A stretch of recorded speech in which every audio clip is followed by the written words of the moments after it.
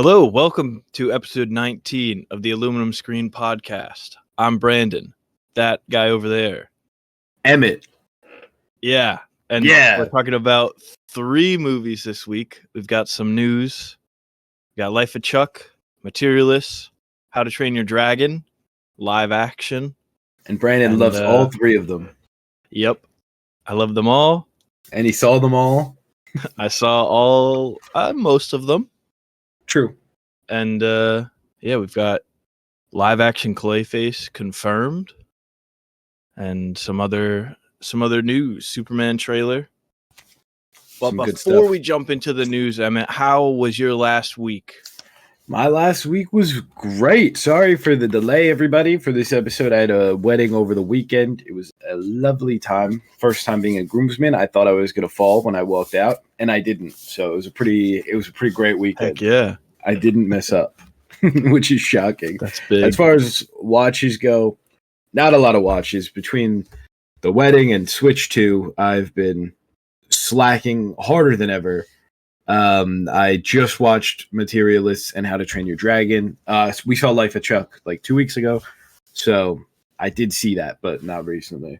And I can't really talk about them too much because that would spoil the whole later half of this episode. So that's pretty much all I got. Been playing a lot of Breath of the Wild. Incredible game, man. Just the best. A lot of Mario Kart, of course. And yeah. Wow. How was your week? It's pretty good. Pretty good week so far. I watched Materialists, and then I watched Hitman again, rewatched that movie. Just scrolling through Netflix one day, and I was like, I'll put that on. Kill some time. Yeah. It's a great movie, man. Glenn Powell. That is a great movie. Oh, I can't wait to see Glenn Powell and stuff again, man. And the Disney Plus comedy series, Chad Powers. Yeah, can't wait. Mostly. Chad Powers. And he's going to be in The Running Man. Oh, that's true. This year. Edgar Wright. Yeah, but people are more excited for Chad Powers. It's true. Everyone's talking about Chad Powers. You can't go anywhere without someone talking about it. It's ridiculous. I mean, the last time he played Chad on a TV show, he was great. So, shout out to Scream Queens. His name was Chad in that? Yeah, it was Chad Bradwell, I think. Oh, hell yeah. Brad. It rocked. Hell yeah. And rewatched Bottoms as well. Oh, great movie. What a great movie. So funny. The second best comedy of the 2020s. Behind Game Night, of course. Oh, there it is. Oh, well, that's before 2020s, I guess. So. Oh, well, you got your mention in there. Yeah. I actually was thinking about this the other day. Did I forget to get Game Night in there last week? I feel like I feel like you did. All right. Well, I don't remember what it was, but I do think you did. All right. Because it was keeping me up at night, like 2 nights ago. We'll check back the tapes. All right. And then yesterday I watched Thief for the first time. Michael Mann movie, 1981. Man. Michael Mann is a major blind spot for me. Possibly my biggest one. He makes some bangers. I've never seen Heat. I know, I've got to get it. I'm looking at his. I have not seen a single Michael Mann film. Really? You're not a big House of Gucci head? You really love Jared Leto. I thought you would have been all over it. Where's House of Gucci on here? Did he not? Maybe. Oh, no. Ridley Scott, I think, did House of Gucci. Oh, Ferrari. That's pretty similar. Ferrari. They Wrong Adam Driver playing an Italian guy. Yeah. Oh, Jack O'Connell was in Ferrari. Maybe I'll watch that. My first Michael Mann movie, hit film Ferrari. Starting with the best one. But Thief was great, man. I had a good time with it. Nice. Looked beautiful. The music, incredible.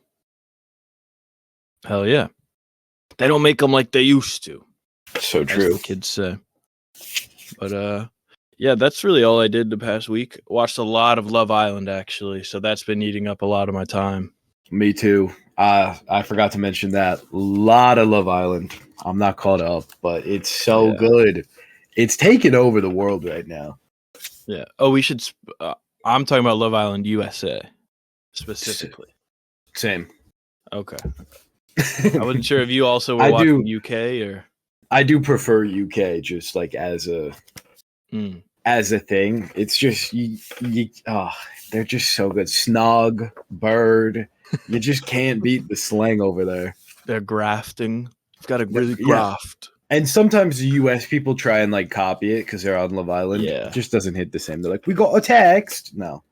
You don't even force try. it. Charlie Yeah, on Love Island, he's just faking an accent the whole season so far. Yeah. He hasn't stopped with that ridiculous fake accent. It's USA. Yeah, he's a ridiculous guy, man. But big week coming up also for movies. We've got 28 years later. Yes. Elio. Yes. Huge double feature. 28 years later, one of my most anticipated. I'm so excited for this. It's going to be awesome. It better be awesome. I'll be devastated if it's not. I think it will be. I think it's going to be great. It has to be because they've already planned 2 sequels for this. So that's true. This is getting a whole trilogy. 28 years later, part 2, The Bone Temple. Incredible name. Can't wait to go to the Bone Temple. All right. Should we get right into the news here? Yeah, let's jump into the news. This is the most recent thing. So I guess we'll start from the top. We have our Clayface. I'm going to pronounce his last name wrong. Tom Reese. I think that's right. Oh, cool. Tom Reese is our Clayface. I don't think I've seen him in anything. The Tom Reese Harries, right? Oh, Tom Reese Harries. You are correct. Yeah. This guy looks like David Bowie a bit. He does look like David Bowie. I was kind of hoping for Jack O'Connell. We talked about that kind of leaked list of people.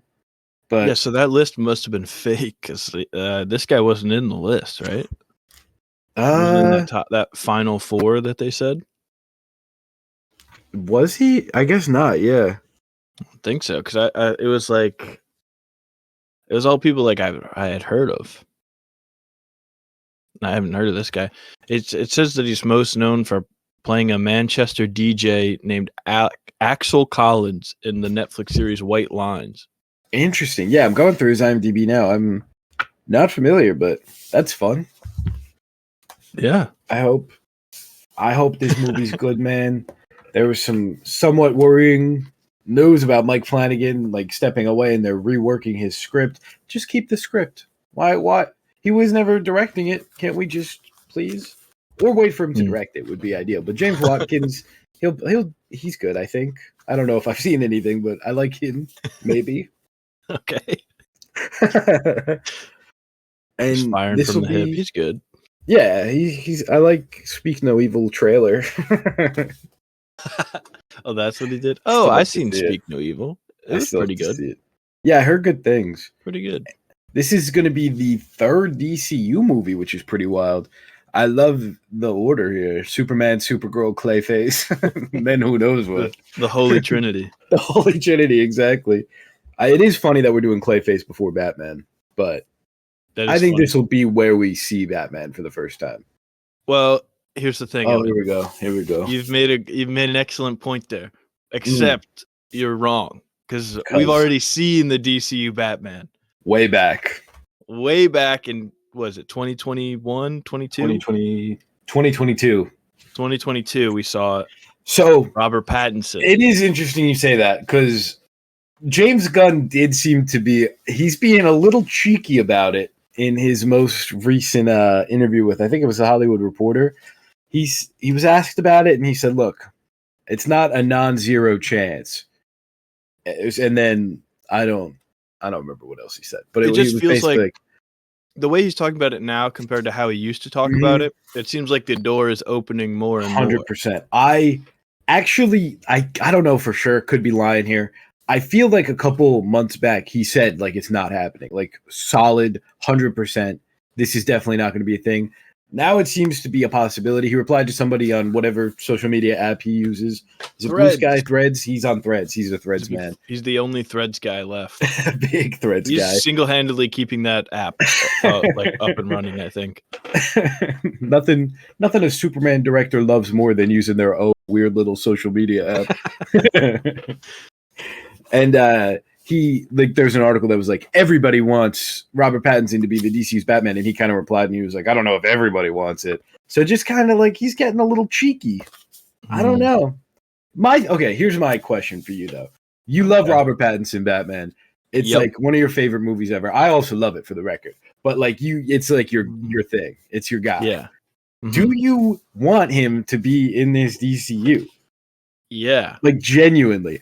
So, but like I do, but because I think you can still do like a Batman thing separate from the DC and just have him appear in the crossover, because the contrast in the style of Superman and Batman, is what would make it exciting, instead of it feeling like no, don't come at me here, I guess, Snyder cult, but like when you have the Batman and Superman that feel so similar, like tonally, Chicago and visually, then it's like, it's not as exciting when you see them cross over. Like, it's exciting still because it's like, oh, I know those names from things. Yeah. So are you saying like Robert Pattinson is just the DC's Batman separate from the Reeves stuff? Like it's a different universe thing? No. Because I think that would be too complicated to do. Mm-hmm. And I think general audiences would not be able to keep up with that. Yeah, that's fair. I just don't know how, like, Teen Titans is in the works. Like, we're doing Tim Drake. Like, I don't know how you mesh those two things. Is my worry with that stuff. For sure. But I think not thought about the Teen Titans aspect of it. But I don't know. Just be like, oh, he found a 16-year-old guy named Joseph Gordon-Levitt, but his real name's Robin or whatever. I think you could stretch it to make it work if you do the Batman trilogy is in the past. And it's when we see him in the DCU, we're like, maybe 10 years in the future from that. Kind of a rush to get through like 4 of his kids, but it is like a thing. Like he could have each one for like a year or two, move on to the next. They're already, he's Nightwing. We got Jason Todd's dead, probably do that stuff. But yeah, I love the idea of getting Robert Pattinson's Batman into DCU. I just don't know how it works with the Robin stuff. And just not even the Robin stuff. Not even like just Dick Grayson. Like Dick Grayson's already off being Nightwing at this point. Like it's just a lot. But hey, for sure. And I mean, we got Clayface before. So I don't know. It's doable. I hope it happens. I think just because the fact that like, I mean, the Teen Titans stuff was announced, but it's not like, I mean, also we don't know what they're doing with like pocket dimensions or whatever. Yeah, they have the what's that chamber called that is in like Peacemaker, and it looks like it's his dad's. Yeah, just like the pocket universe stuff. Yeah, so they might, I don't know, they could do that if they want to get messy with it already, but. It would definitely be messy. I don't mind the idea of just kind of putting Robert Pattinson in the crossover stuff and never really mentioning anything going on. Just like make it kind of ambiguous what's really happening. I don't care. That's fine. I'm starting to think the Brandon Sklenar guy is going to be Batman. I think it's going to. I'm not saying I want it to happen. We also got our final Superman many fan casts in the DCU that I feel like it is inevitable. That's where I'm at too, and it's both like good and bad because I like Adria Arjona, Wonder Woman, and that's like a popular fan cast. That's another one where I'm like, that's gonna happen at this point, just because we love a fan cast. And also, she is like kind of hinted at it as well, with like her talking about James Gunn. I feel like in things. Exactly. Oh, that's another thing. Wonder Woman movie officially in the works. It's true. That's exciting. Heck yeah. I don't think it's very necessarily shocking that they're doing Wonder Woman stuff, but it's nice to see it confirmed. And it'd be nice if they could cast it so we don't have to listen to fan casts for the next 6 months. But and James Gunn was talking about how both Batman and Wonder Woman are kind of what he's working on now, and he's struggling with Batman, but Wonder Woman's moving along. I like how open he is in his little interviews. I think it's kind of nice to just kind of hear him yap about what's going on. It's all very interesting. And I mean, he's probably struggling with Batman because he realized he promised Andy Muschietti Batman for some reason. And he was like, Matt Reeves is slow. Let him work. He's slow. I think Andy Muschietti, I can't see a world where he's still doing it. No. Give him an executive producer credit and call it a day. Yeah, let's move on. Come on. Who are you fooling? We also, oh man. Forgot what I was going to say. It was something DCU related, something good. James Gunn said that he's working on a Superman sequel, but it's not like a direct sequel. It's World's Finest, right? Probably, yeah. It's either that or like a Trinity thing with Wonder Woman too. It's the only other thing I could see is like Superman and the Authority, if they're like reworking the Authority to be a Superman thing. But like, True. It's got to be. I think World's Finest makes too much sense.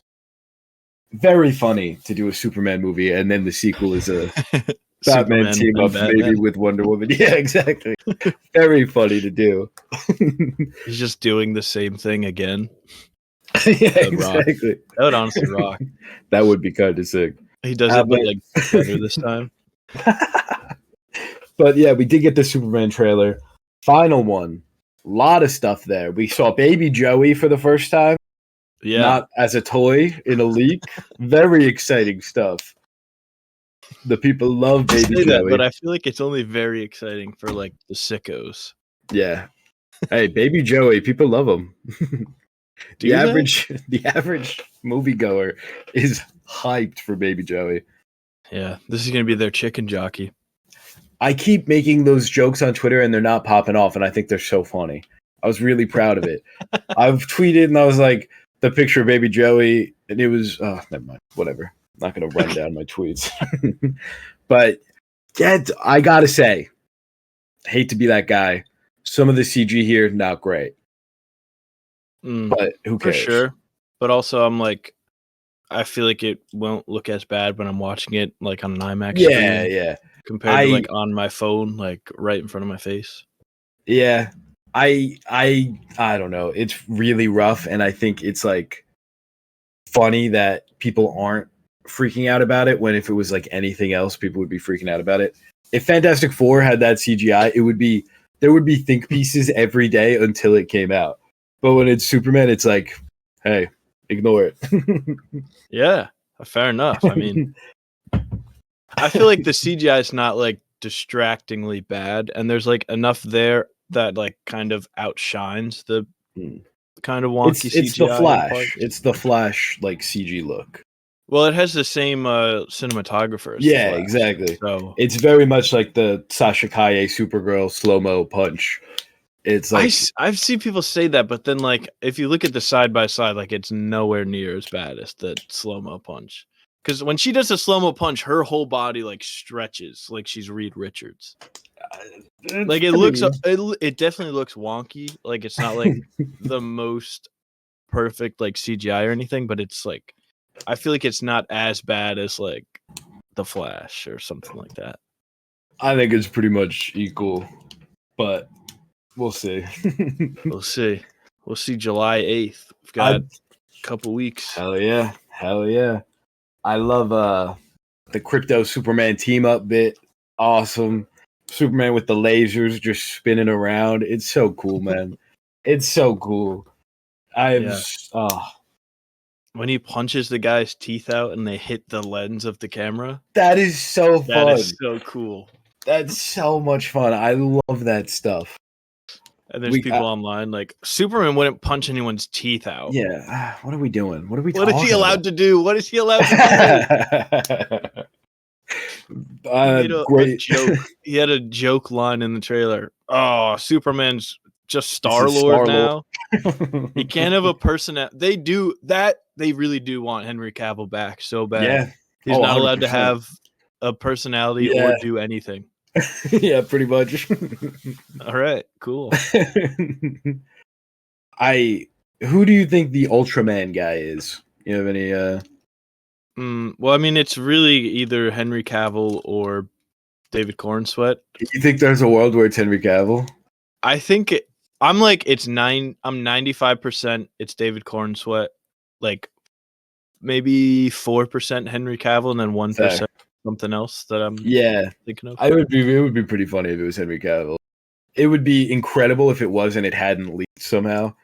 That's awesome. I'd love to live in that world. I think it's probably David Cornsweet or like Supergirl, maybe in like the big Hammer of Baravia fit, but I don't see him doing that. A lot of people really angry that Crypto is Supergirl's dog in this universe. A lot of people mad about that. I can't imagine caring that much about this I fake know. dog. I don't know. It's like every week there's something else that they're angry about this fake dog for. Like they were doing like dog eugenics. Like this dog is like inferior to it being Not a lab. purebred enough. Yeah, like what are you talking about? Oh my gosh. And then they're like, "Oh, why does Superman talk to his dog, talk to the dog like that? I hate it, man. This movie needs to come out.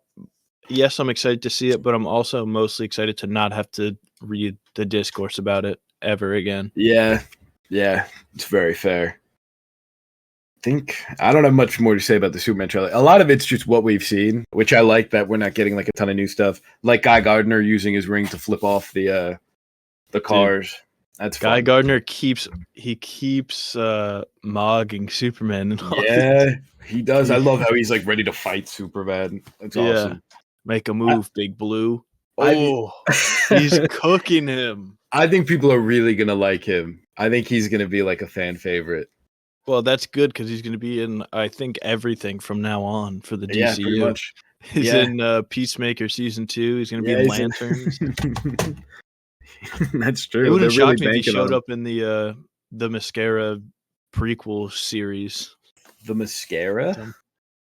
Or what the Wonder Woman? Oh, the Mascara. I thought you said it's like the Mascara. That was my bad. The Mascara. Yeah, that would be awesome. Get him in everything. What else is even happening? Oh, Clayface? Mr. Miracle show was announced. I don't think it's DCU related. It's a nice little animated show. Mr. Miracle's a cool guy. He's like one of the new gods, and he chooses to live on Earth. And he's short, and he has a really tall wife. And he's like Houdini on steroids. Like he could escape anything. He's fun. That's pretty fun. He's also Darkseid's son. He's like his adopted son or nephew sometimes, maybe. But really fun. I don't know if they're doing this DCU. I would assume not, just because Darkseid's probably going to be in it. And that seems like a big thing to introduce in a spinoff. It's like introducing Thanos in an animated Rocket Raccoon show.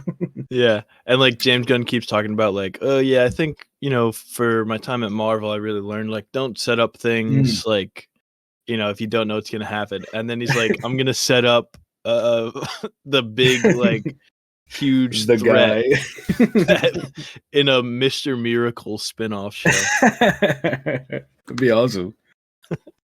We got, oh man, there's some good stuff here. The Backrooms movie we've talked about a little bit, officially greenlit. Chiwetel Ejiofor has been cast, and oh man, Renata Rensfa.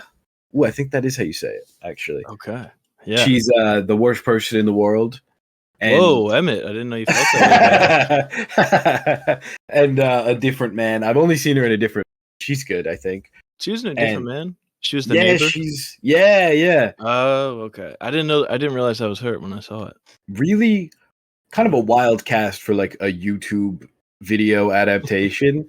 But like I'm telling you, I think this is gonna slap. Yeah, I think I like don't know if it's like. It's not going to be like a Minecraft level, obviously, but I feel like it could do well, just because I feel like a lot of kids now like were 100%. Into this thing. Kids, for whatever reason, over the last like 10 years, they love the horror shit. They love like Five Nights at Freddy's, Poppy's Playtime. Poppy's Playtime looks creepy as hell. Well, I could never play that as a kid. And yeah, the back rooms are like huge, and they call them like SCP. It's like the little monster guys. Like kids love this shit, and comes out summer of next year. Awesome. This is gonna be good.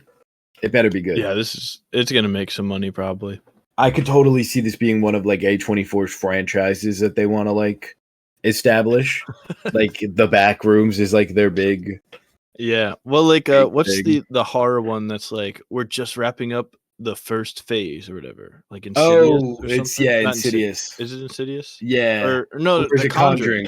I get those two mixed up all the time. Yeah, Conjuring Last Rites. Owlman or whatever. Yeah, he's in both of them. That's why I get so confused. Oh, okay. It's so messed up. It you can't tell them apart.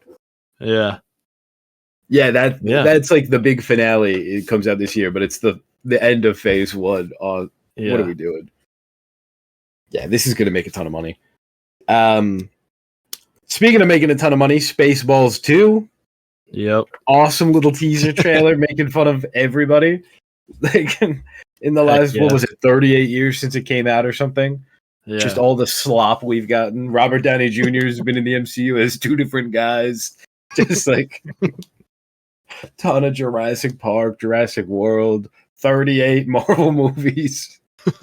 And we have Mel Brooks is returning. Rick Moranis coming out of retirement to be Dark Helmet.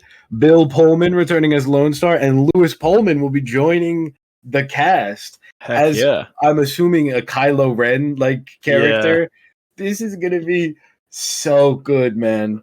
Oh, I started the original last night. I'd seen it before, but I haven't seen it in a while, and I didn't finish it, but it's so fun.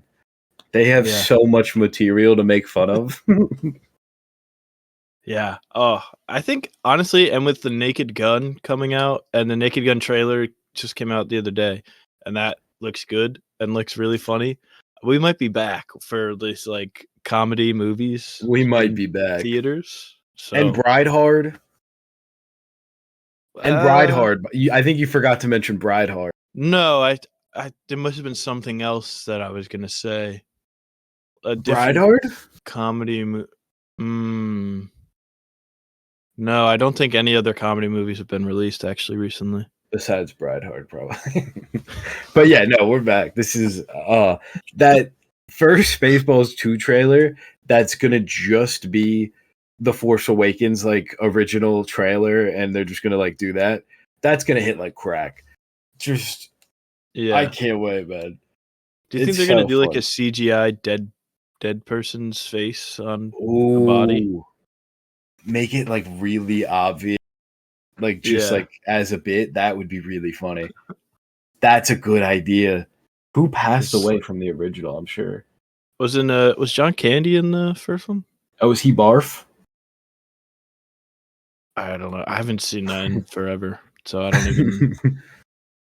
Let me see. I'm pretty sure because I mean they could do that, but I feel like it's still like disrespectful even as a bit. Yeah, I was gonna say just get a guy and like put his face over him like they did in like Deadpool with the Hugh Jackman bit. Just staple it. Yeah. Still could John be Candy was Barf. Oh, okay. I didn't know he passed away. Yeah. Oh man, a while ago. Just to cover some breaking news real quick. Spider-Man Brand New Day. Seems like Silver Samurai and Viper might be the new main antagonists. We're just throwing shit at the wall now. Why? I don't believe this one. And it says might be. But how many villains are we supposed to think are in this movie? We're getting like 15 a day. There's like been so many different announcements. I don't know like who's actually in the movie and who's not. Like is Sarah Snook in this? What's going on? I don't know. I shouldn't have. There's too much to unpack with Brand New Day stuff, but it starts filming soon, so maybe we'll get like a fun little set pick or something. Yeah, it's in pre-production now. Yeah, that'll be fun. Seems like it's not going to get delayed, hopefully. Big. Speaking of not getting delayed, we got some Dune Messiah news. Wow, what a segue. It's going to get delayed. But no, I want it to get delayed, I fear. Or moved up. I need it to move. I can't do Dune and Avengers the same day. We can't do that.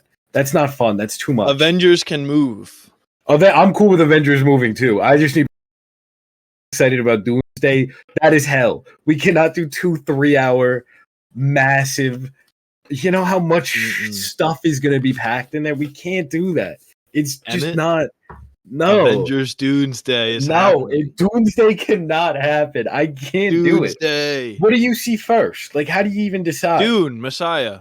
Easily. Yeah, and then you walk right into Avengers and you're thinking about Dune the whole time.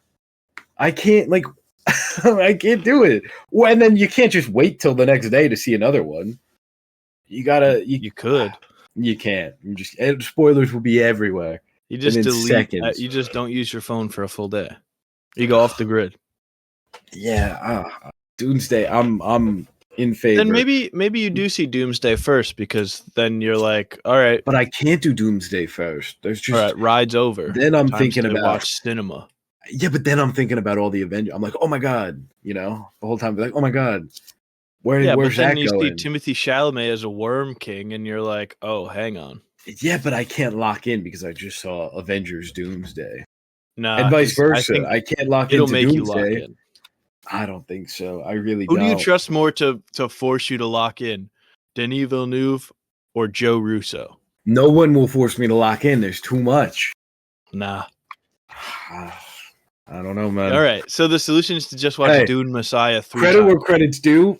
I know that was a setup. I don't know if I've ever been more locked into a movie than That's just true. in terms of pure like. But this is not. I don't think this is going to be Infinity War Endgame. Yeah, But hopefully this is gonna be something, man. Hopefully I'm wrong. But yeah, Nakoa Wolf Momoa and Ida Brooke have been cast as Leto the Second and Ganima. Okay. Is that how you These pronounce are these are the Atreides kids. yes. Important to mention that. I Yeah. didn't know if I should say that if that was a spoiler. But I guess Leto Well, the Second kind of, if you think yeah. about it, you'd figure it out. Yeah. Jason Momoa's son. That's fun. What's this nepotism? I know. Interesting too, because I don't know. I don't like the lore is going to be funny. Just the idea that because I mean, like spoiler Duncan, alert. Idaho. Yeah, spoiler alert. But Jason Momoa is back in this one, and now What? you knew that, right? We talked about that. Yeah. Well, Jason Momoa said it himself. He's like, "I'm back." If you didn't know Yeah, that, sorry, whatever. Duncan, Idaho has returned Somehow. somehow, and he'll be hanging out with his son. So this That's will what be they were trying to interesting. do in episode 9. They were just trying to like piggyback off of Dune and be like, somehow someone Oh, returned. true. That's That's all so it true. was. It was an That is- homage. How thoughtful. Okay, we'll speed through. We only got like couple things left. I'm just going to speed through. Smiling Friends season 3 this fall, renewed for season 4 and 5. Love this show. I will watch it for the rest of my life if I can. Heck If yeah. they keep making it, not if I can. I've got stickers right here. Oh my god, that's awesome. Robert Eggers is seemingly doing a Christmas Carol adaptation, hopefully Yeah. starring Willem Dafoe as this is Willem Dafoe's Oscar, right? It's Yep. got to be. Yeah. I don't think any Christmas Carol movie can beat The Muppets Christmas Carol, my favorite Christmas movie.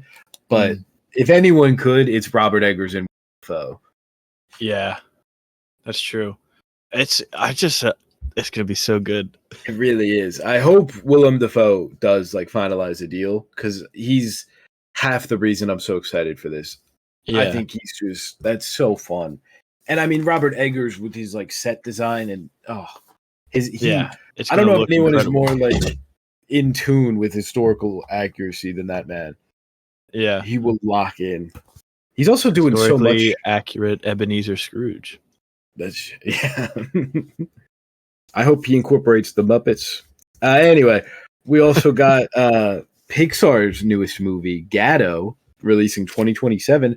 It's got a really fun little animation style, and it's about a black cat who loves music, but he's shunned by the locals in Venice. So sad. Did you see the picture for this? I did, yeah. I don't know why I did that. This one, it looks really cool though because it's like a hand painted animation style, so it looks incredible. It really does. It's not that kind of like standard in-house Pixar. Like Luca, I guess, is what really started. Like the past couple of years have all been like the Luca look, and I'm glad to see them do something a little more experimental again. And it just looks. I mean, I think Flow came out, and Disney was like, "We got to get a Flow." Is the vibe I got from this little picture? Yeah. But hey, man, Flow rocks. I'm cool with that. Flow also recently added to the Criterion collection. Oh, was it really? It was, yeah. Oh, that's exciting. I might have to get that. That might be my first Criterion. That's big. Yeah, I had to check. Yeah, this looks really cute. I'm excited. Yeah. I don't know how Elio's gonna do. I don't think it's gonna. If it has like positive word of mouth, maybe it can pull an Elemental and kind of come back. But the marketing for Elio's starting to piss me off. It's every trailer I get is Elio for some reason. And it's just But look at this cute guy. They're trying to baby Yoda, the little alien guy. yeah, Glorp. AMC is selling Elio's Glorp as a drink. Yeah, glorp juice, right? Yeah, I want some Yeah. Glorp. And what did one of the trailers do? One of the trailers that I got the other day did something that just is like so desperate. But like how It Elemental said, did please, Claude. please. Yeah. Elemental tried to make Claude happen where they recorded like audience reactions to him walking in. They're like when the theater sees Claude. Let's go. That's kind of a good bit though. Looking back, kind of funny. At the time it was like, but I think it was like, this is the most original movie of the summer. I was like, I guess Interesting. it's just a funny way to market the movie. But it's 'Cause also people- not. It's like a kid likes aliens and gets abducted Yeah. by aliens. Yeah, exactly. And like everyone says they want original movies, but they never do well. So like I'm surprised they wouldn't be like from Pixar, from the studio that brought you all this.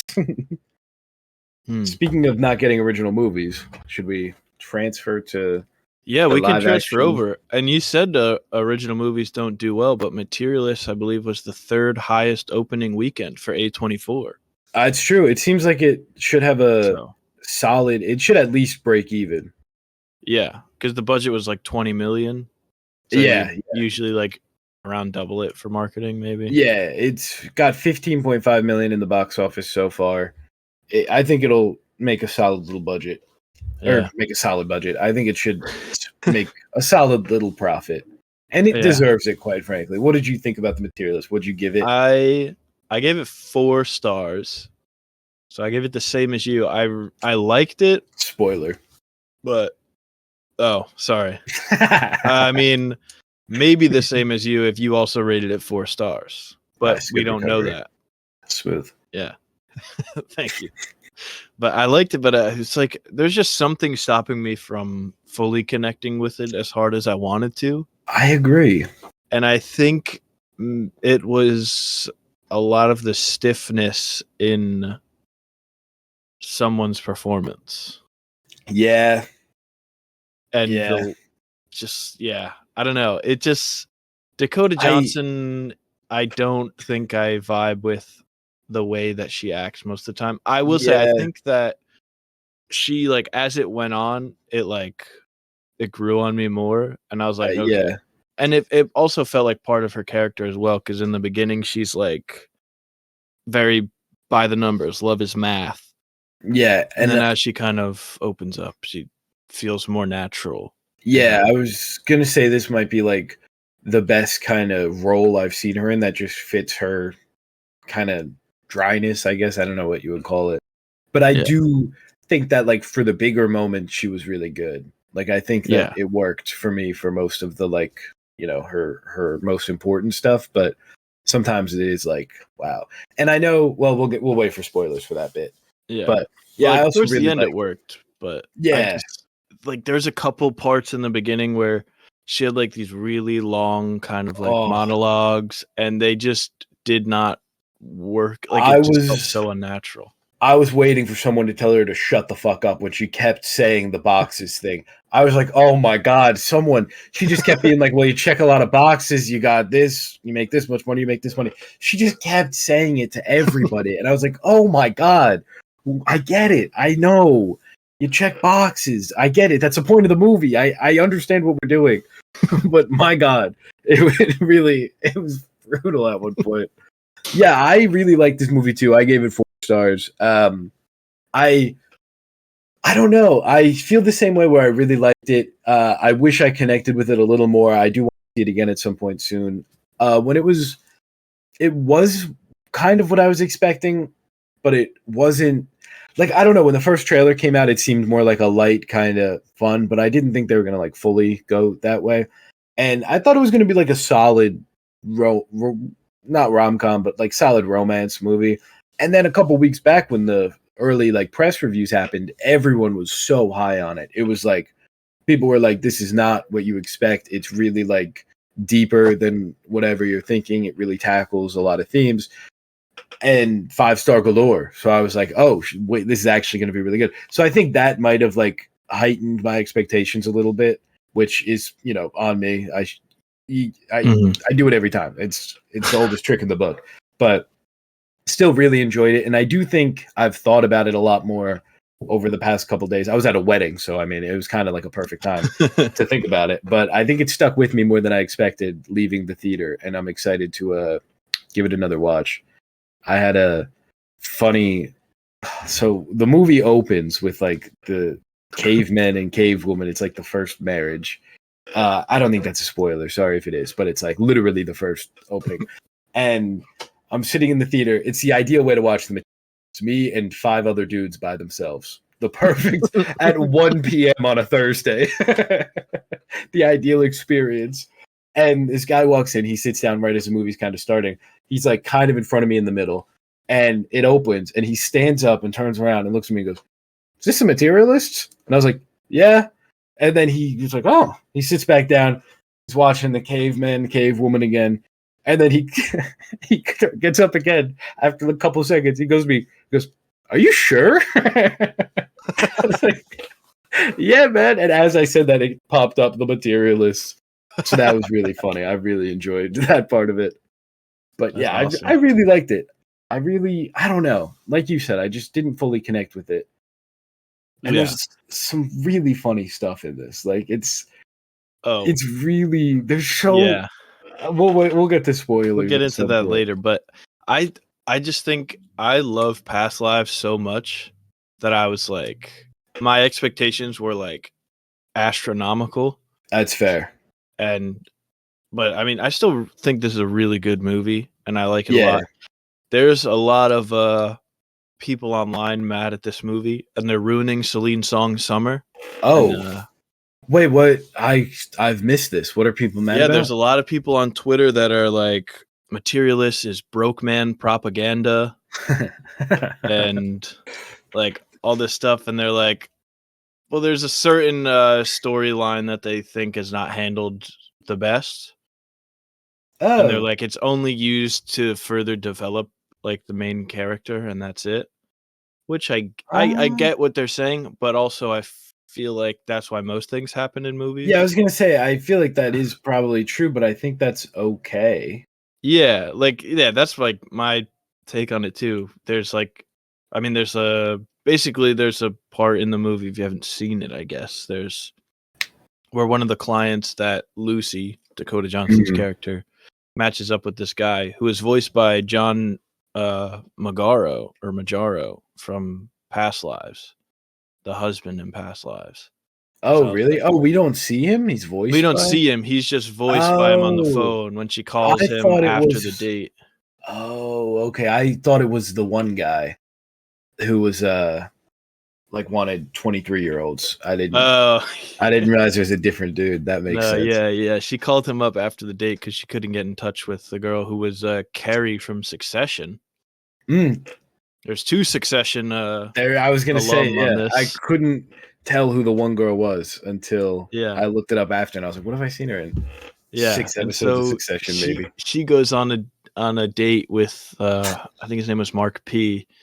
And she gets assaulted on the date, and it's like a whole kind of like side plot Mhm. basically. But that is like also like Lucy then kind of realized like, oh, just matching people up based off numbers, like you don't actually know the person that you're matching them up with, and it Yeah. like is a big part of her development.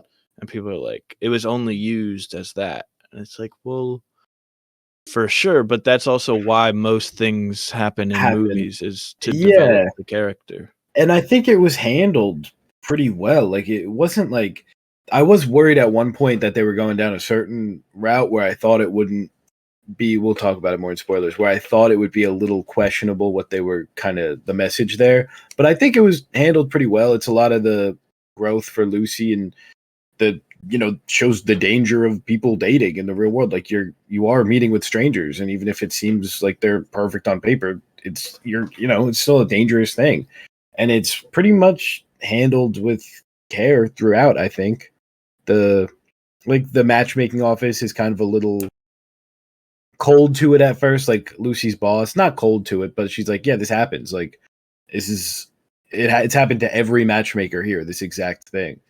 And I think it's like, it's a real thing. That happens. Yeah. Also, it should be said that this movie was written and directed by Celine Song, who worked as a matchmaker in New York City for like 6 months. She did? That's a real thing? Yeah, she actually worked as a matchmaker in the city for 6 months. So she kind of was writing from a lot Whoa. of I her didn't own realize personal that. experience. Yeah. Dakota Johnson should have been making more money. That really threw me off. Yeah, $80K was, I don't know if it was In the enough for the city, apartment that definitely not. she lived in. And that was before taxes. Yeah. She Well, I think specifically said. there's an interview with I believe the production designers from the movie, and they like estimated how much they assumed the characters were paying in rent each month. I think they said her apartment was like $2,300. Lucy's And then apartment? yeah. Damn. And then Bargain. Chris Evans was like 3,500 or 3,600 split For with the all his whole. roommates. Yeah, he said he paid what, like 800? Yeah, but man, Chris Evans gives a great performance in He is this. so back. Finally. We're so back. He's got the Cohen movie later this year. The Chris Evans. Been saying it for a year now. We're back. It's the Evans songs. He is really good in this. This might be. I don't know if I would say it's his best performance, but I think it's definitely up there. I think Knives Out is probably my favorite of his performances, just because he gets to be kind of. He's really good at Knives Out, and he really gets to ham it up. Mm-hmm. Yeah, and I feel like the Cohen movie is going to be a lot more in the Knives Out vein, because that one feels like he's going to be able to really get into the ham. Yeah. Oh, yeah. The cartoonishly evil priest, Chris Evans.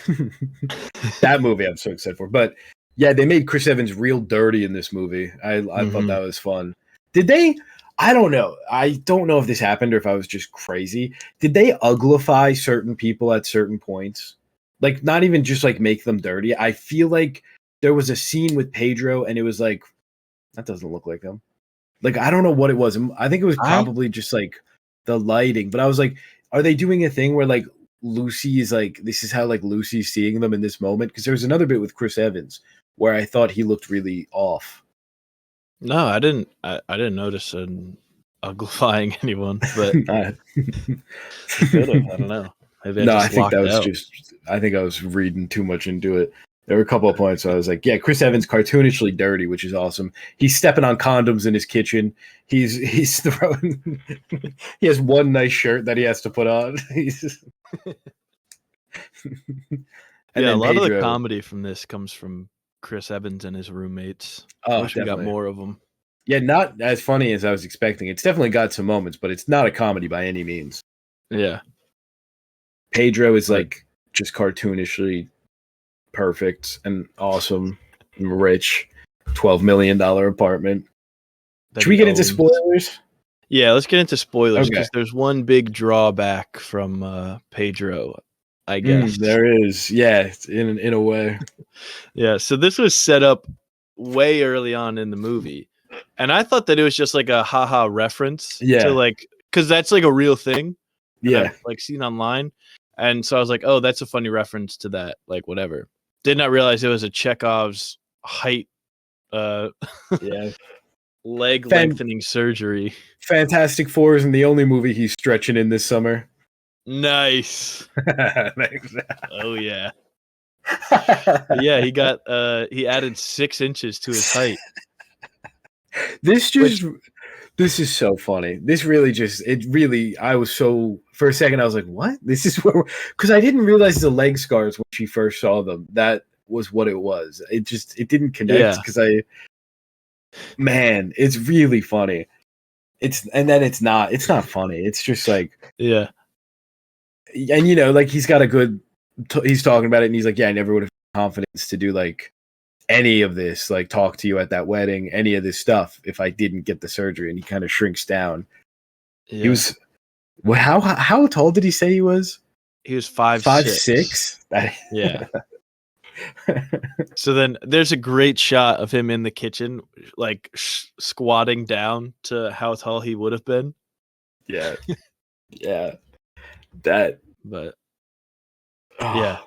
Yeah, and he's just so what I was getting at earlier, and I know this is like the point. Like I get that this is probably it's not even a complaint. It's just a silly thing to point out, but not for like a second did I think that Dakota and Pedro were anything. Like I didn't even really think they liked each other at all, which I Yeah, know is the point. They were just checking each other's boxes. But like right, the trailers make it seem like, oh, who's she? How is she going to decide between these two men? And it's like never really a question, which right.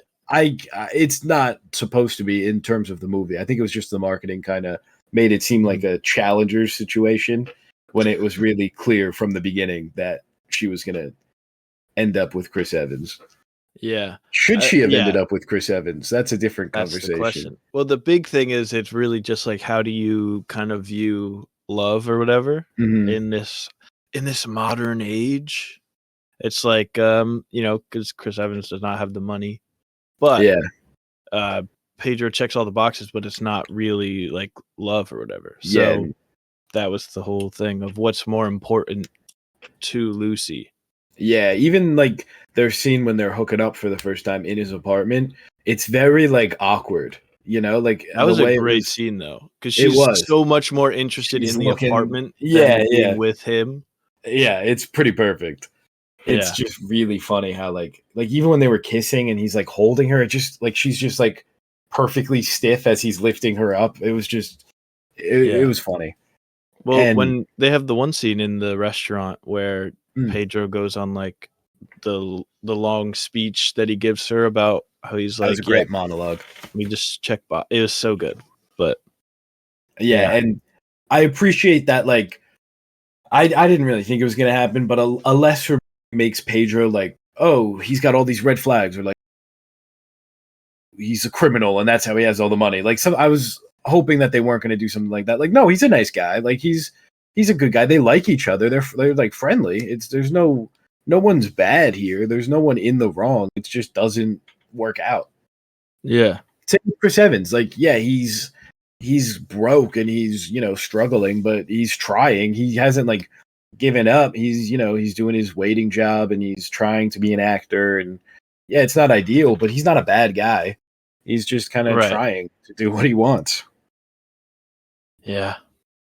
I Oh. did think for a second it was going to be Lucy chooses herself, and I'm kind of glad they didn't go that way too. Mhm. I don't know. That's what a different movie does. This is like all about love. How do you feel about Yeah. the ending? Just her I and liked the ending. I thought it me too. was, I mean, I knew she was gonna pick Chris Evans obviously the whole Yeah, time. So it's not like shocking when she did. But definitely. I don't know. I think it ended on a nice note where she's like gonna quit her job and then she's like getting a promotion. So she's like, all Yeah. right, maybe I won't quit my job. And then yeah, I don't know. Is nice. Chris Yeah. Evans, man, what a Their guy. their scene at the wedding really got me. I thought that was really Yeah. just them. I'd be so pissed if that was my wedding though, and these two people just showed up and started fighting outside. That was all I could Yeah, think of. it's I was like, true. man, this is ridiculous. Yeah. But I mean like the speech there that he gives, and this is like a thing in Celine Song's movies where she just has like just lets the camera be still and just shoots the two of them when it's just the two of them standing there in space just talking, Mm, and it just feels so like intimate when she yeah, does that. Like it feels like you're definitely. just like there watching them. Like it's great, and he gives like a really good monologue to Lucy about how he's like, I love you, so what are we doing here, huh? Yeah, What's going yeah. on? He's oh, it's But it's a really beautiful movie. I want to watch it again. I think I am going to watch it again this week, actually, after talking about it. Oh my God, this is the one thing when I was watching, I was like, this is what I have to talk about because it's incredible. Lucy goes to meet Sophie, who's the person that was assaulted on the date. And she puts on the most cartoonish investigator outfit of all yeah, time. And I got such a kick out of it. It was incredible. And then she just walks right up to her anyway. She had the trench coat and the baseball cap.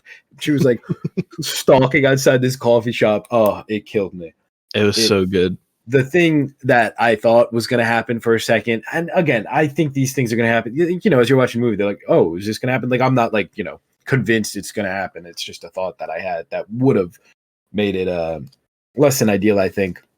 When Lucy gets the call at the wedding with Chris Evans. What's Chris Evans' names? I keep calling them Lucy, Pedro, and Chris. I don't remember his name. Is it John? I think it was John. I think it is John. So Lucy and John are at the wedding. I always just do actors' names. It's so much easier. Lucy and John are at the wedding, and Lucy gets a call from Sophie.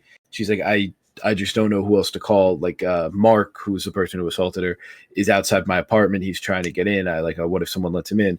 So Lucy and John speed over. By the time they get there, he's gone, and Lucy kind of goes in and spends the night with her as John sleeps outside, which I thought, like, he's just such a good guy. Like, he's just like, he's sleeping outside you. But for a second, I was like, oh, I thought it was going to be like, oh, John and him are going to fight and John's going to beat him up. And then Lucy's going to be like, oh, that's who I want to be with. Like, and I was really like, that really would have just killed a lot of this for me if that's where it went. So I was really glad it didn't go that way. And, Lucy leaves the apartment later on, and that's when they kind of have a really nice talk, her and John, and they end up deciding Lucy ends up deciding that she wants to be with him. He never was really questioning it. Yeah, that scene though, I had the same thought of, I was like, oh no, is John gonna go beat up the guy? Like, that's kind of weird. But and then the scene where she comes out and he's like still on the stoop and they're talking, and she's talking about how she's like, every part of my brain is saying like, it's not gonna work. Like, I am a materialistic person. Like, I care about money, and I hate that I do, but I do.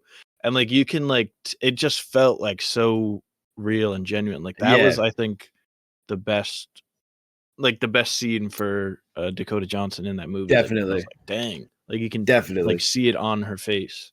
I think, like, I just think she's a really interesting actress because she's got her like her thing. Like, she's always doing this kind of like dry, kind of sarcastic, very like vibe. Yeah. But when she really has to like bring it, she does. There was a movie last year, I think it was Not Okay, and it kind of just dropped on Max at one point. But I really, really liked it, and I thought she was really great in it. And it's the same kind of thing where throughout the movie, she's just kind of consistently acting, and it's not like, sometimes you're like, is she like good? Like, I don't know. But then when she really has to be good, she is. And I just find her really interesting as an actress on it. Yeah.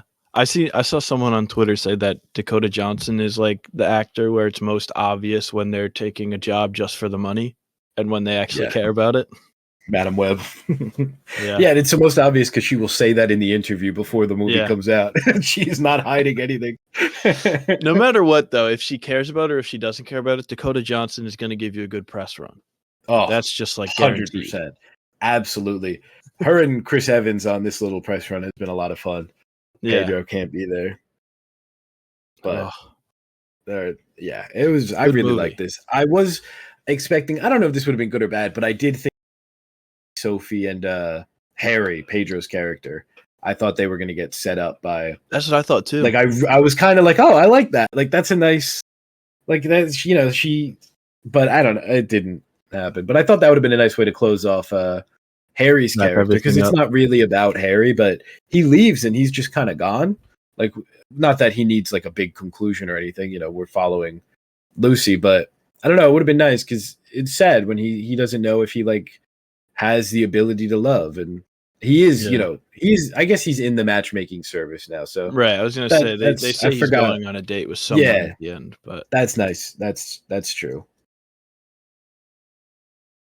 Yeah, man. Yeah, good movie. Him and Chris Evans really only have like 2 seasons, which makes sense. Yeah, they don't really interact that much. Yeah, and I liked how at the bar after his play.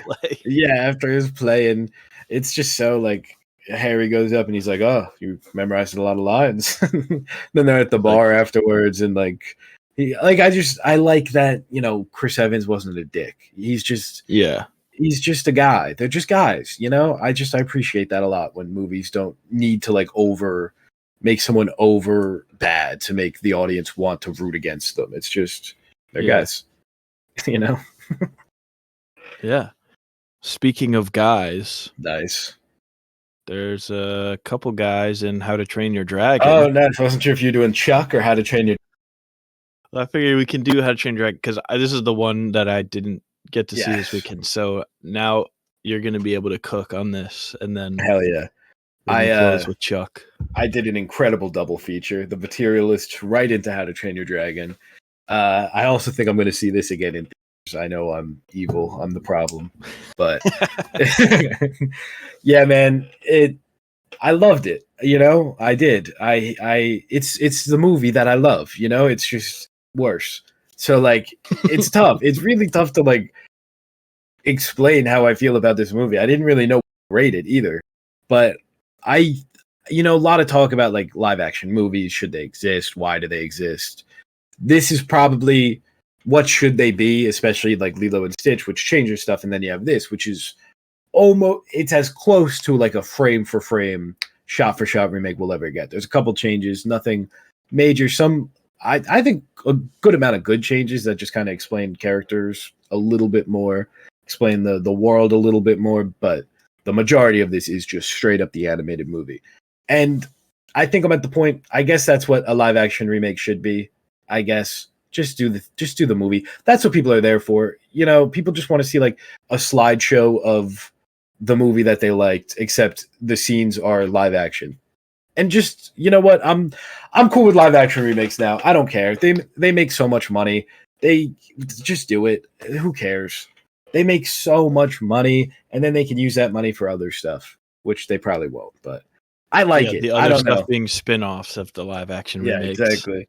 Yeah, I really like this. I think Mason Thames was really good as Hiccup. In the beginning, he's kind of just emulating animated Hiccup, but which, same exact scenes. But I do think he kind of makes him his own as time goes on, with still having elements of Jay Baruchel, I don't know how to pronounce his name, as is a running theme on this podcast. He does emulate him in like really nice ways, but he does make this version of Hiccup his own. Same with Nico Parker, who's really good as Astrid. Astrid in the first movie doesn't. I think I like that she has a lot more to do in this movie. They kind of flesh her out a little bit more, her motivations, her arc, and set the stage for her in the future movies better than I think the animated does. And Gerard Butler's back. He returns to be stoic. He's great. Nick Frost is Gobber, and he's really, really fun. All the kids are good. Kids are like our age. All the two of them are 30. All the like dragon trainees are really good. I liked it. It looks good for the most part. The opening's really dark, but the dragons look really great. This actually cost less than the animated movie, which I think is really funny. Well, and the sets, they could just reuse the the story, the design of Toothless. But the something I thought was really interesting that I kind of observed, didn't fully know until after. Everything here is like practical. Like they built Burke, and it looks really good. The town itself is practical. The arena they're in is practical. A lot of this is practical, and you can see it. It does feel like a kind of lived-in space, especially when you go like into these really cool interiors. They have the fire cooking, and there's lighting bouncing off of the walls, and there's banners, and there's weapons on the ground. Like I really appreciate all the world building here. Yeah, I know I'm the problem, but I did like it quite a bit. Again, it's the movie I like.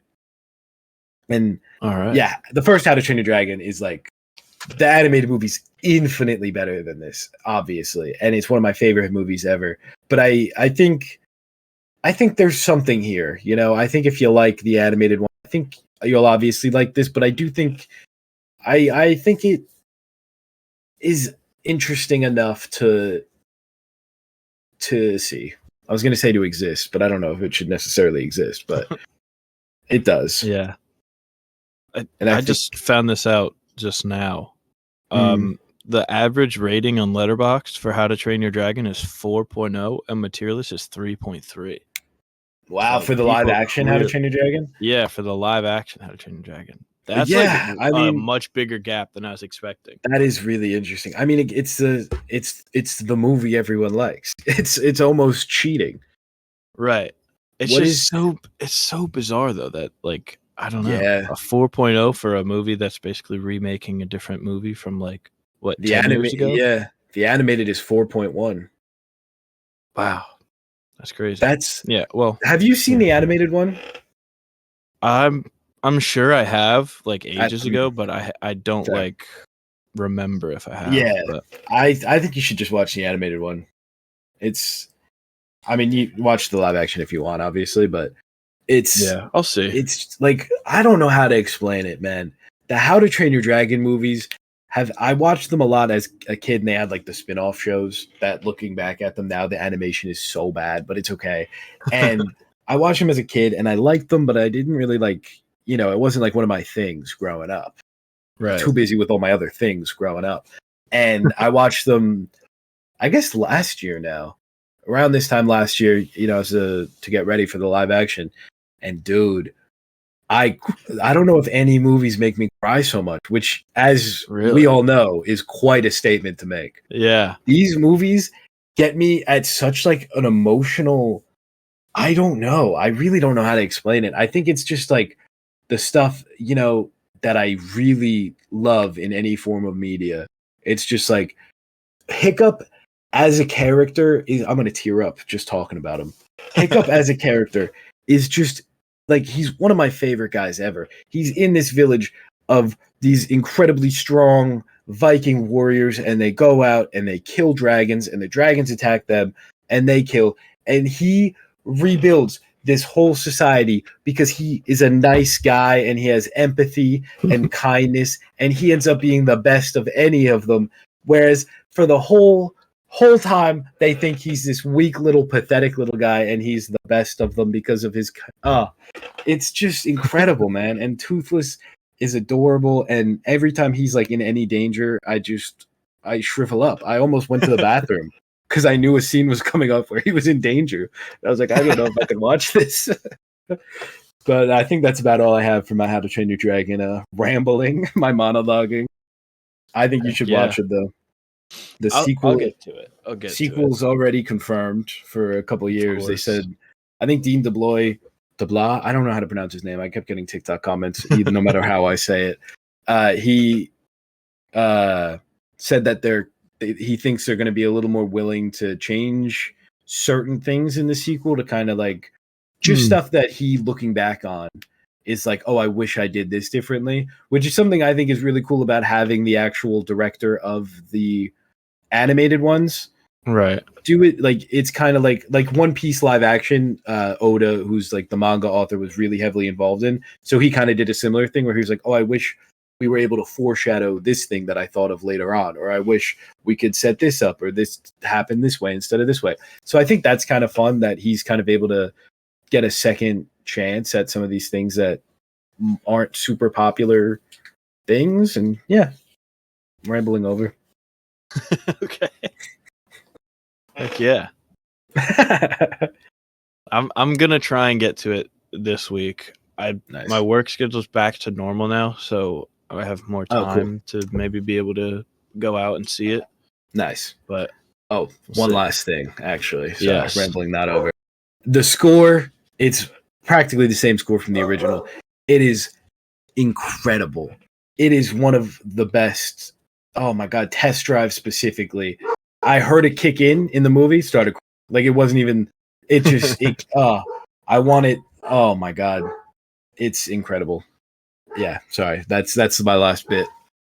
All right. Heck yeah.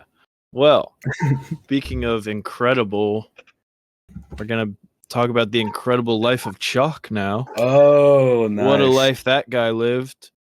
He danced one time. Yeah, so setting this up, I liked this quite a bit, and I've liked it more as I think about it. And Brandon hated this. I did not like this really at all, almost. And what did you give it? I think I gave it 2.5. Damn. I think I gave it 4. And like it has its moments, but it was just like, I don't know. I might be doing a little much with the 4, honestly. I think it's closer to a 3.5 than a 4.5, but I do want to give it another watch. Kind of, whether good or bad, I feel like when the Screen Unseen movies, or not Screen Unseen movies, it's like you don't know what everyone thinks about it, which is really fun to like go in actually blind and not have like all these reviews. I was talking about it on Twitter the week before it comes out, and you have to dodge spoilers.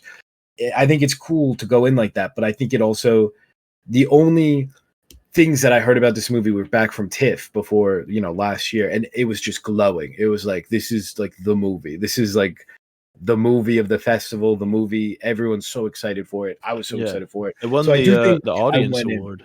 Yeah, exactly. So I do think I went in with high expectations, but I really enjoyed it. I really, really. It's unique, to say. Yeah, for sure.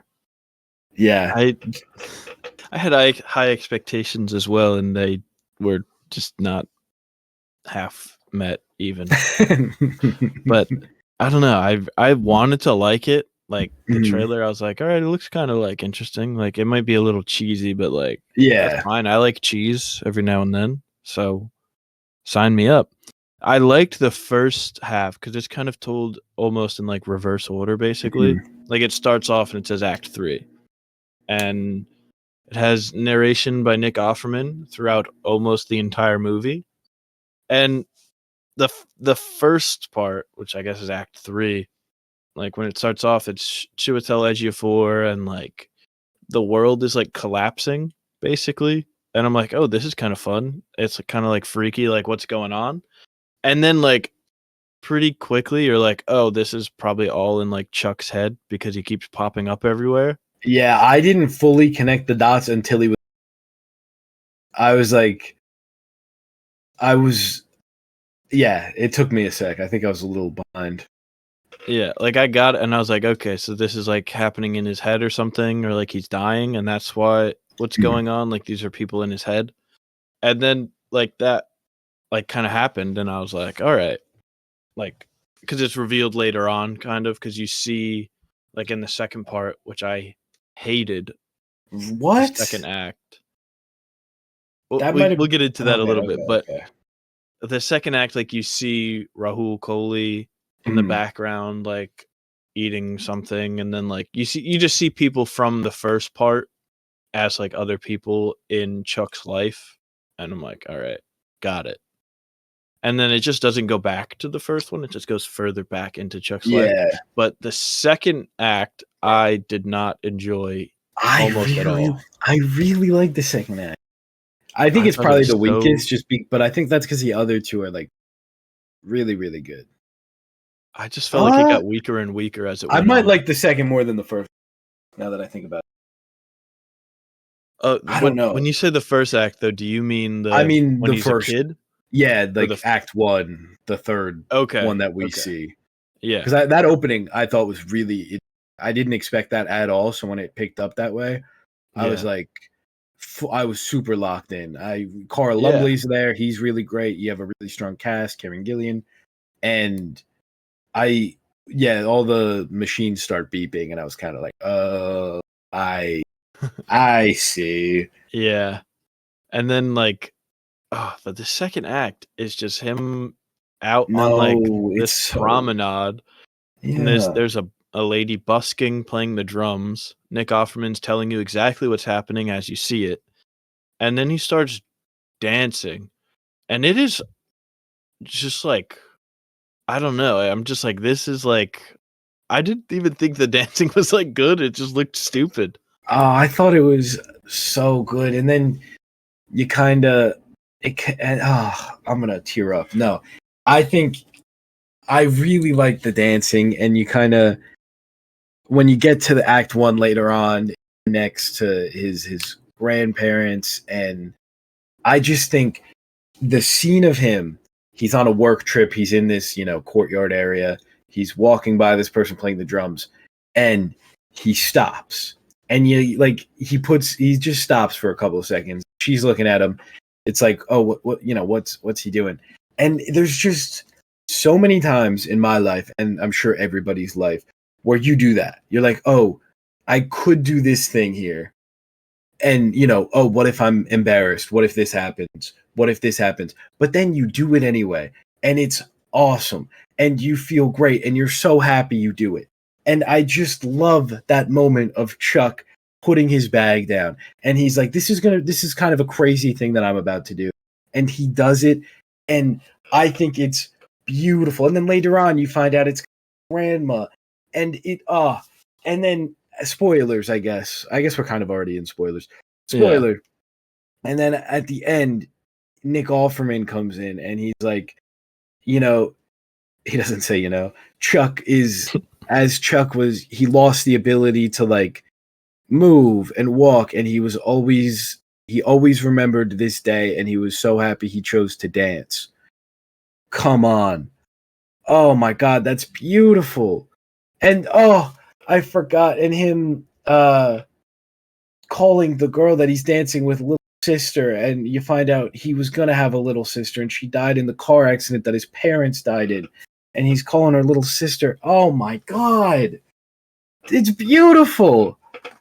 I can't believe you don't like Act 2. It's beautiful. I gotta watch this again too. This movie, it's so beautiful.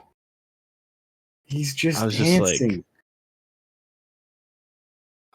I was like, why is the crowd gathering around him? This is stupid, man. They were having fun, and he's making everyone's day a little better, Now everyone's excited. That girl had just got broken up with, and now she's having fun dancing with him. Then they go and they hang out for a bit. He packs the truck. It's just, I think it's so nice. And that Nick Offerman narration at the end, just, oh my God. And then you get to Act 1, and I would love to watch the movie the other way around. I hope they, like, when it comes out, maybe on Blu-ray they do that, because that would be really fun, I think. Because you get to Act 1 and you find out, he was in dancing class and he did all this stuff, and his grandma danced, and the little sister thing. And I just think it really does tie it all together. Yeah, actually, I think I hated Act 1 the most. I was like, as it went on, I was just, dude, when this kid invents the moonwalk and everybody has their mind blown because he's doing the moonwalk. He didn't invent the moonwalk. They all are acting like they've never seen it before. How did you do that? Oh, they're impressed that he did it. They've seen it before. He said he studies the tapes. They're like, can you show me how to do it? What? This is magic. Yeah, I don't know how to moonwalk. I'd want. Nah, I was just like, oh, what are we doing? I didn't like it. I thought it was just like too much of like, it was too much cheese, I guess, for me. It was too much cheese, but I love the cheese. Like, I want this movie to be like life. Like, I love a movie that's all about how beautiful life is and the little moments, and you never know when you're gonna die, so enjoy every second. Like, that's my shit. And I think the fact that I gave this movie 4 stars is a testament to how it didn't fully work for me, ironically enough, because this is the easiest layup 5-star movie of my lifetime. So I don't think the ending worked for me totally. But I think I can kind of see what they were going for, but I think it just needed the big emotional conclusion at the very end or the very beginning. And it just didn't fully hit for me when he kind of walks into this room that his grandfather never let him in. And I like the idea of that room. I like the idea of his grandpa seeing, his wife dying, and then himself dying, and then Chuck seeing himself.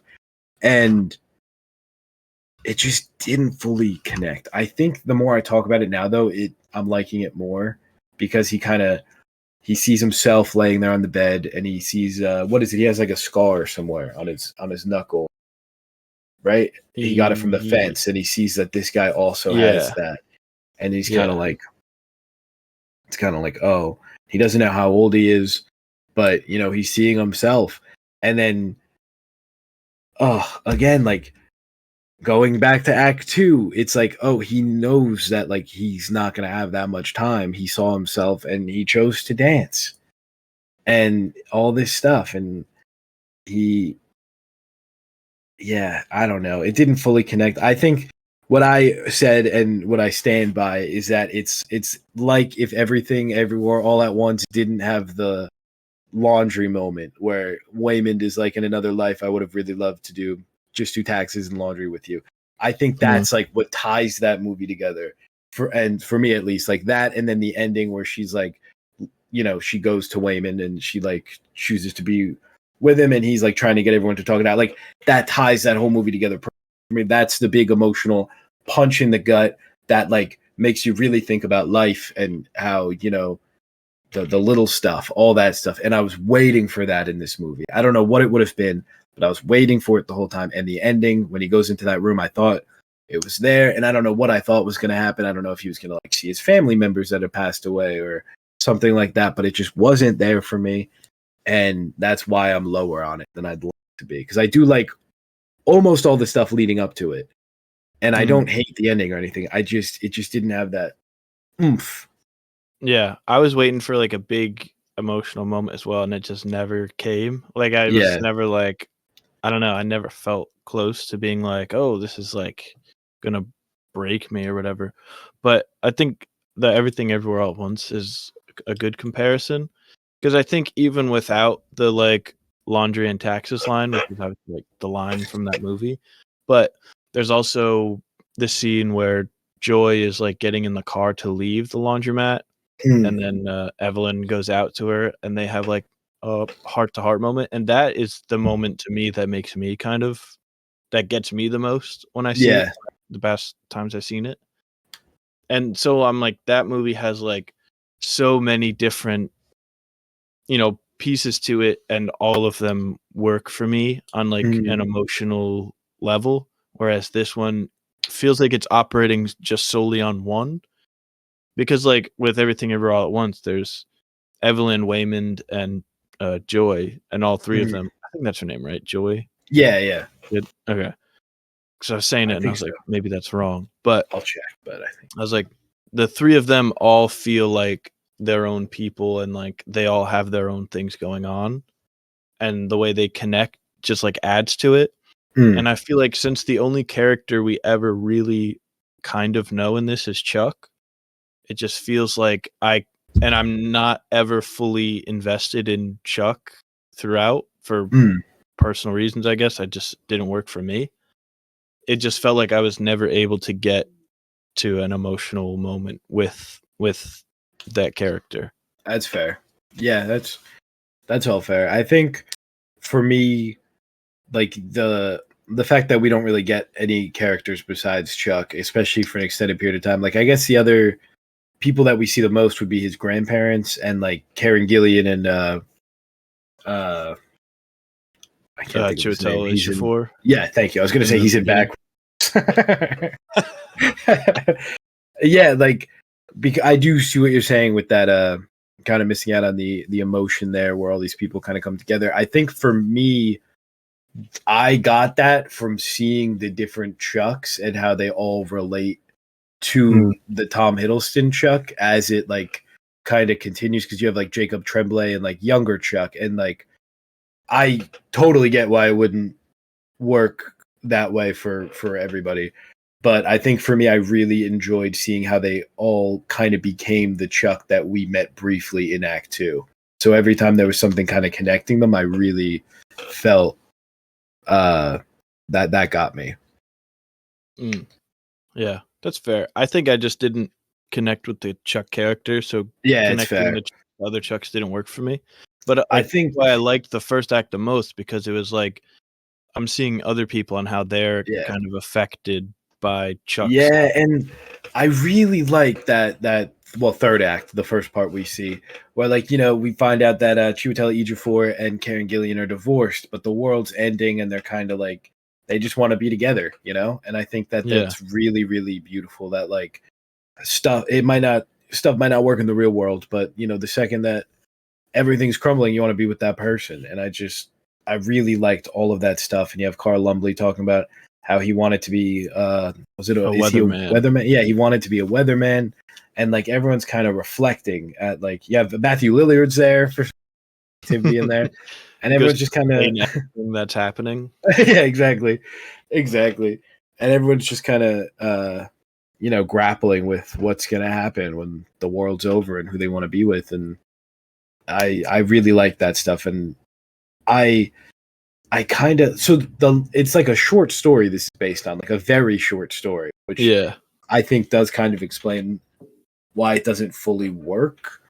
But with like I'd like to see this be like I'd like to see this again, because I think this could be like a really, really strong, just the idea of like following this guy through his life in reverse. He's terminal and all this stuff. Like, I really think that there's like a really, really, really great movie. Again, I gave this 4 stars. I like it a lot, but I think there's something like really great in here that just isn't fully there. Yeah, I think it could have been more. I just didn't connect with the way it was executed. Yeah, it's very fair. But a lot of people seem to like it. So yeah, definitely. I wonder what its Letterboxd rating is right now. I think it was 3.6. Oh wow, 3.7. It from all right. It went up since the last time. Dang. All right. Yeah, so people seem to like this a lot. But I think one of the reasons we're very different on this movie is that I like the cheesy stuff is the stuff that I'm all about. And this movie is so cheesy. It is like beating you over the head with how cheesy it is. And that's consistently the stuff I really like is like we get really cheesy about life and love and all this stuff. And I think that's one of the reasons that I like it more is just because cheesiness doesn't work for everybody, especially that amount of cheesiness. And I totally get that. Yeah, like I can handle some cheese and talking about like life and love and stuff in movies, but when it's like the movie is 98% cheese, I'm just like, I can't. Yeah, that's fair. There's nothing else for me to like. You need need some meat crackers. On a sandwich. You can't. You need some crackers in there. Yeah, crackers. That's much better because you can have a grilled cheese. So sandwich was not the analogy. If you're making like a turkey sandwich, you put 1 slice of turkey on there and then 9 slices of cheese. It's not going to be a good sandwich. That's fair. Unless you like cheese. I only have cheese sandwiches. Okay. But yeah, I think most people would like it. I think I don't know. Yeah, I am interested to watch it again because I don't know if it's like, the way the story's told or what, but I just feel like it's just not, it doesn't all come to fruition in the way that I feel like it should. But there is something there. I think there's absolutely something there. It's just not fully there. Truly have a way with words. Yeah, but I guess that's probably going to do it for this rendition of the aluminum screen. Yeah. Make sure we'll give you some homework. Watch 28 Years Later next week. That'll be the big thing. Are you going to get to Elio, you think? I don't know. I might have to pick between Elio and How to Train Your Dragon, so I might see Elio. I'll probably try and get to Elio. I'll prioritize that over. I'll definitely see Elio, and I'll definitely see 28 Years Later. I'm excited for that one. So yeah, watch it. I think we'll have a lot to talk about with 28 Years Later. I'm really excited to kind of dive into it. Yeah, and maybe try and catch up on Love Island USA if you can. Oh, that's true. I'll never be caught up. But I will. I'll be caught up for the briefest periods of time. Yeah. No, I'll get there. We'll have to get in. I'm to tell you got to catch up by Costa, though. The episode that I'm the episode that I'm watching tonight is apparently like the really crazy one. Brandon texted me right when it happened, I guess, and I saw someone compare it to one of the biggest reveals in Attack on Titan. So I'm really, I really have no idea what's going on. But dude, it's crazy. It's nuts. I'm super excited. But all right, well, that's it for us. Thank you for listening to our rambling, as always. Yes. I feel like I was a little rusty today since it's been a while. I know. It felt weird. Apologies for everybody there, but we will see you guys next week. Thank you so much for hanging out with us. Sorry again for the delay. Yeah, we'll see you. Adios.